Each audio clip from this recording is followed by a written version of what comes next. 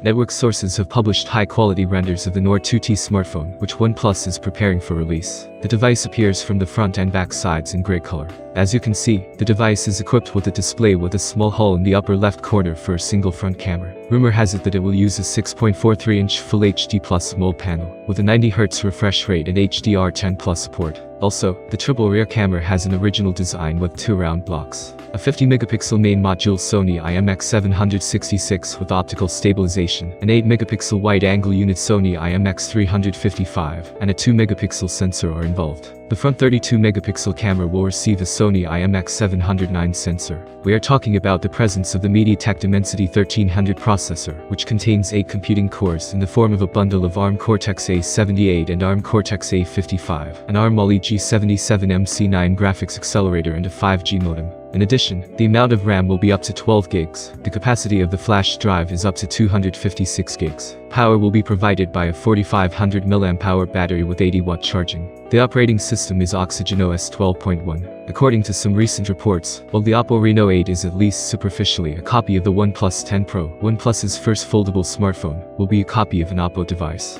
The report claims that the first foldable OnePlus will be a copy of the Oppo Find N. This will allow the release of a smartphone without any special development costs, only by changing and optimizing the shell, and even then not for all markets. The Oppo Find N is only officially available in China, so the OnePlus Fold, the name is tentative, may well be available on the global market without internal competition. Whether OnePlus will make any changes to the device is unknown. Find N itself offers screens with a diagonal of 7.1 and 5.49 inches, Snapdragon 888, a 50-megapixel camera, and a 4500 mAh battery. Alongside it, OnePlus is also preparing to release a base version of the flagship smartphone OnePlus 10 Pro. According to reports, the OnePlus 10 smartphone will be running on the basis of the MediaTek Dimensity 9000 SoC.